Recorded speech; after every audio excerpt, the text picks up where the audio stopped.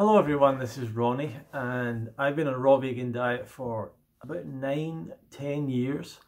In this video I'm going to talk about the supplements that I take on a raw vegan diet, and basically on this channel I talk about raw foods, health related topics, sometimes other things, but mostly about the raw vegan diet. So feel free to subscribe if you want to stick with that. I think I'm very close to 3,000 subscribers after 8 years or something of doing videos. Not very fast growth, but but here we are. I've enjoyed it anyway. So basically I don't take any supplements on a raw vegan diet, and by supplements I'm talking about any vitamins, any minerals, any supplement products that I can think of, and I don't take any fortified foods. And I don't really eat any particular food for nutritional reasons. So to me, the whole supplementation thing is one of the kind of mistakes of the way that we look at health, and the same with a lot of things in health, where what we do is we break things down, and human beings do this, and it's to our benefit a lot of the time. We break things down, analyze them, break them down more, break them down into smaller parts, break them down into the smallest parts, and sort of try and look at the whole picture through the lens of these small little broken parts that we're breaking everything down into. And the thing about health is it's really a holistic picture. It's a holistic thing. It's not about the specific small nutrients in food, which are important, but it's really about the food that you're eating and the food that you're not eating. It's the bigger picture that is more important than the really small fine details of what nutrients are in this or that. Now there is a thing called the recommended daily allowance. There are essential nutrients, and in the history of health, of disease, we figured out that of course there are diseases of deficiency, and these are diseases that occur when people don't eat enough of certain nutrients. However, the number one deficiency disease that still exists today, that is still a huge threat today, that has been the biggest threat to humanity in the entire history of humanity, is purely a deficiency of calories. Just people not getting enough food. It's the same thing that basically threatens all life forms, all animals. And I know I've met people who like to think that people don't need this. Humans can learn to live without food, but I've not seen it happen, and I'm not betting it's going to happen. But we're animals, and animals all universally consume some form of food. We don't create our own nutrition. We can't create nutrition from sunlight, from the soil, from the air. We get it from other organic materials, and it just depends on how you're designed as an animal or how you're adapted. It just depends where you get that from, whether you get that from other animals, whether you get that from plants, whether you get that from fruits, nuts, seeds, bacteria, well that's kind of smaller, plankton, sea life, grass. You know, there's so many different sources, but all these animals, insects, but all these different animals all pretty much need to eat. They need to consume nutrients, and they're all basically getting the same nutrients broadly. There's some exceptions, but they broadly need the same nutrients. We share things with animals, with all other animals, going back hundreds of millions of years. We've got the same stuff in us, the same hardware, the same software as well, the same stuff and we share it with lots of other animals. We share things with mammals. We share things with all vertebrates because we have a backbone and a nervous system. So we're very similar. And the closest to us, of course, are the the other anthropoid apes, which we are in that category, the primates, which we are in that category. So we share very closely with them particular nutritional needs. Now, but we share that with all animals. We must eat, we must take in nutrition, and we are basically very strongly adapted instinctually to go towards particular foods and go away from other foods. So health shouldn't really be a difficult thing, but what's happened is humanity has moved out of its environment. So every animal has a particular instinct for eating particular foods, but it's all married up with the fact that that it lives in an environment that supports it. If the environment doesn't support it, it goes to try and find another environment, and it becomes adapted to that environment, and becomes a specialist at being able to acquire food within that environment. So humans are unlike other animals. We've left that environment. We've lost that environment. We, to some degree, have created a more comfortable environment, but we've lost a sense of really who we are and how we fit in with the world. And it leads to a lot of confusion, I think. So a raw food diet is actually a very grounding diet because it answers the question of, like, how do we fit in nature? Where do we come from? And what we can't do is look to primitive tribes, because our history goes way back before them. And these primitive small tribes, we can't go, well, they hunt and they take carbohydrates and turn it into bread and stuff, because that's what a lot of them do.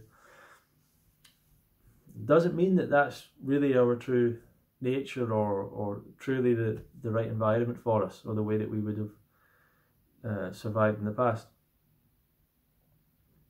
So getting back to supplements and everything.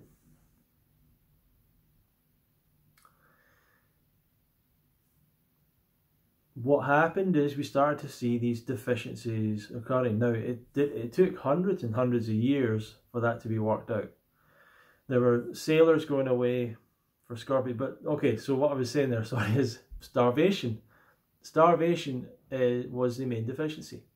And so evolutionarily, all animals and us are very, I don't want to say obsessed about food, but very greedy around food. And if you look at any other animal apart from humans, and even human children, they're greedy about food. They just take it, you know. I know that some of you have trained your animals to act differently, I get it, but as far as I've seen, animals are pretty greedy about food. And they might share as well, but that might be part of that's part of having social groups within animals as well. But we have a fear around not getting enough. We have a major inbuilt fear around not having enough. So these deficiency diseases we're talking about that happened in the last few hundred years, no one ever, when they first came around, these deficiency diseases, understand this, no one could believe it was to do with food. No one could believe that. It took hundreds and hundreds of years for some of these things to get fully accepted that it was just a dietary issue. Because in the world of medicine and science, we're looking for some really complex answer. We're looking for some super complex, let's break everything down, analyze it all, you know. And if someone goes, well, we had oranges and it went away, they go, shut up, that's not what it is. The ego just can't accept that it's so simple. Right, because we're starting from a perspective of not understanding what a human being is in the first place, is a fruit-eating creature. So we've not got that proper starting point. We're a frugivore, fruit specialist, frugivorous animal, whatever. We've not got that proper starting point, so we can't even see the truth anymore. We can't even imagine what could be true, you know. So vitamin C, scurvy, eventually it was accepted after hundreds of years. And the same happened in Japan with beriberi. They couldn't accept that it was diet. They could not accept it. eventually it's accepted. And as I've said a lot of times, scurvy would have been cured by eating fruit. Beriberi would have been cured, would have never happened if they were eating fruit, or eating enough fruit. There's another one called pellagra that happened in North America. They started to live on corn. They weren't processing the corn in a particular way, or they were, or whatever. So there was another B vitamin was lost in the process, or wasn't in the food, whatever. Once again, would have been solved if they'd been eating fruit. But when people start to eat corn and rice and bread, they start to kind of really get obsessively focused on it. A lot of the time, people end up just eating. People are just eating that because it's important to eat enough, you know, and they don't think they can live on fruit. So these deficiency diseases came around, and they were solved by people changing their diet. It wasn't a supplement issue. And other ones have come along. Vitamin B12 deficiency was discovered when they removed parts of people's stomach. Excellent idea. Just this, let's look at health as this specific tiny part of the body's not working, so let's remove it. Let's not even imagine it could be attached to all sorts of different things and could lead to the whole system shutting down. Let's not even imagine that concept. Let's just focus on this tiny thing. It's the biggest mistake that we continue to make health-wise. So when it comes to raw vegan nutrition or whatever, people are breaking down the food once again, and it's fine to do that in a way, but you're breaking down the food into carbohydrates, proteins, fats, vitamins, minerals, maybe phytonutrients or whatever, but trying to figure out some perfect balance and trying to figure out some perfect thing and everything, and getting really fearful about the idea of not getting enough. And the truth is that up till a particular point in history, starvation was the major problem. Some deficiency diseases, infectious diseases, a few other things were a big problem for sure. A lot of that's been helped actually by the medical side of things. And then everything starts to change, and all the diseases turn into chronic disease, or the vast majority is now chronic disease, which are diseases caused by lifestyle. That's not a controversial thing for me to say. That's an accepted thing. These are preventable diseases that are caused by people's lifestyle choices and our cultural lifestyle paradigm. So people are causing their own sickness, but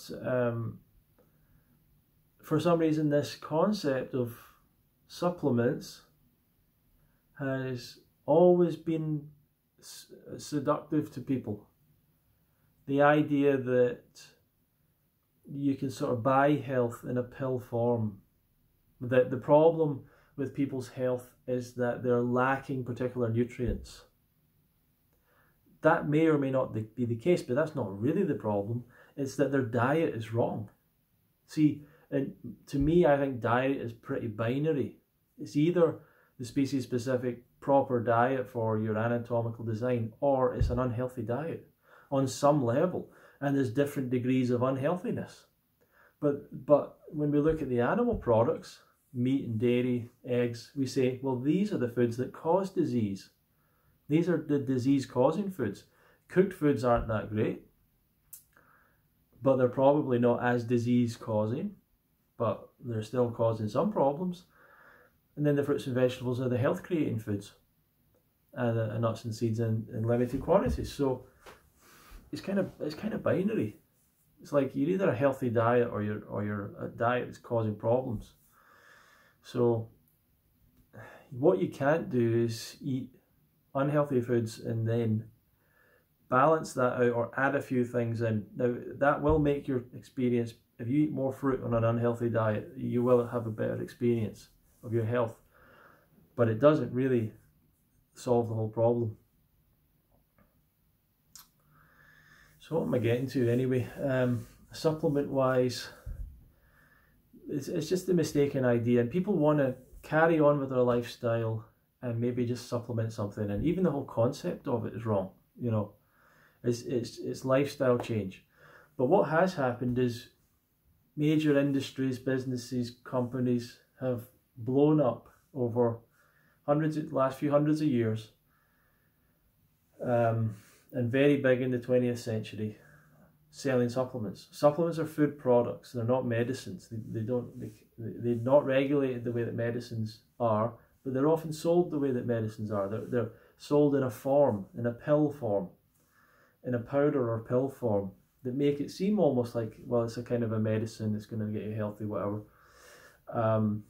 And not that medicines make you healthy, but I'm just saying that's the perception, right? So they're sold as this particular healthy product.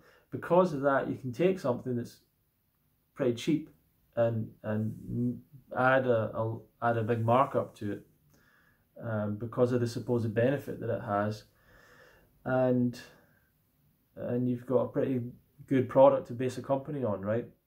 So supplements have been the mainstay of like a lot of different health companies and stuff. And I was listening to an interview recently with a guy who, his business was selling, he sold weight loss information, books and courses on weight loss and fitness and things in that region, things in that niche. So they were very successful. They had a big list of customers, and his business partner suggested they try and sell a supplement. And so they promoted this supplement, and they said it was an unbelievable success. Like, they couldn't believe how much of it they sold, and they just changed the whole thing and focused on supplements from then on, right? And that's what it is. That's what happens. You know, they're so compelling to people because people don't really want to make a change to their diet or lifestyle. They're looking for a magic solution, the magic pill.